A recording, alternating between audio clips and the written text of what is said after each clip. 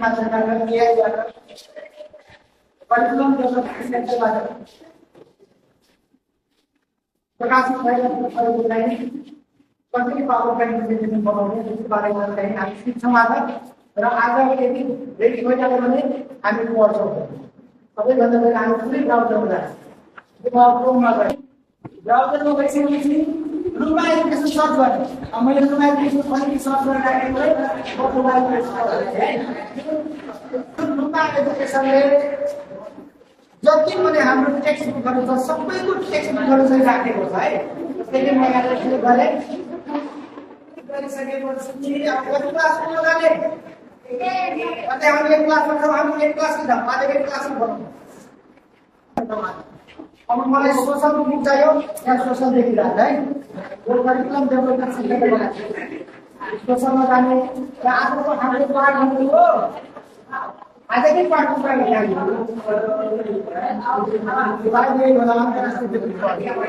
अन्तर्राष्ट्रिय व्यक्तित्वहरूमा के गर्ने मैले आज यही पाठ पढाउँछु।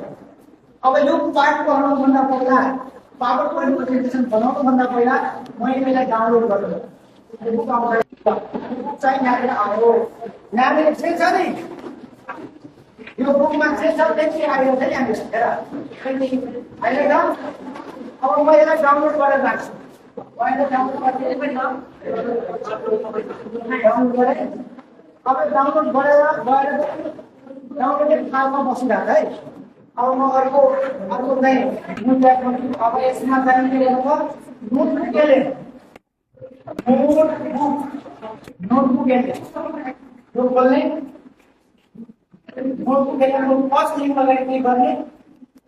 क्लिक गरिसकेपछि ट्राई नोटबुक एले गर्ने। अनि यति गरिसकेपछि क्रिएट न्यू नयाँ क्रिएट गर्नु पर्यो।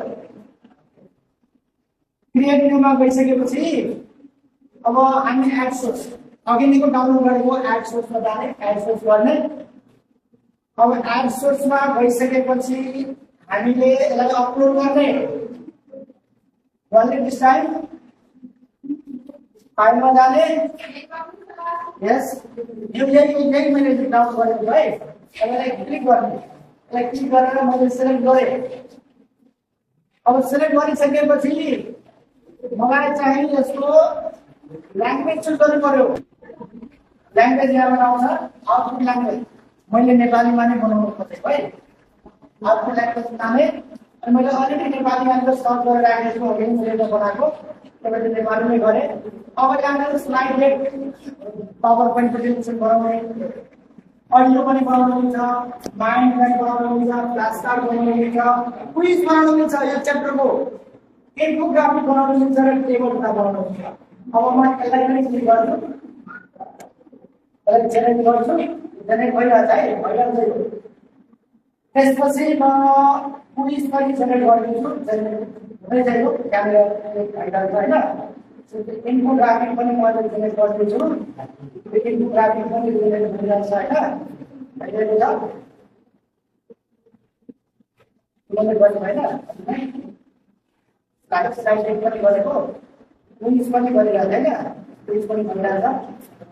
त्यसपछि इन्फोग्राफिक पनि मैले यसले रिपोर्ट पनि बनाइदिन्छ। यसले क्लास कार्ड पनि बनाइदिन्छ। क्लास कार्ड पनि भइरहेको है। धेरै कुरा जेनेरेट गर्यो।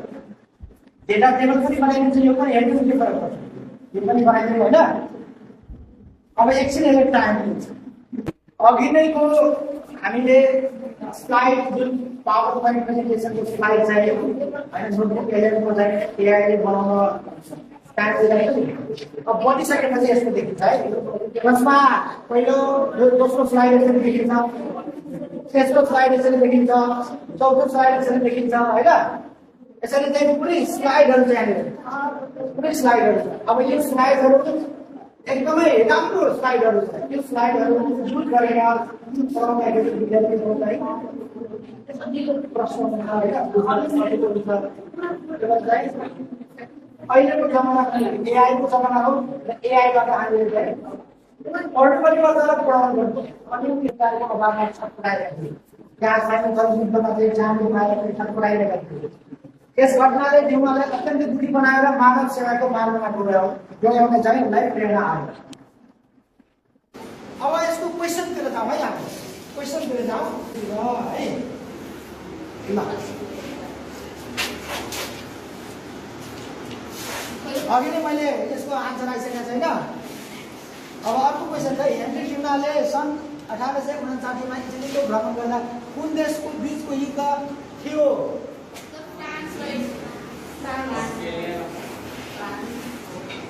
कुन देशको युद्ध थियो? उनमा पनि हेर्ने कि कुनमा पनि हेर्ने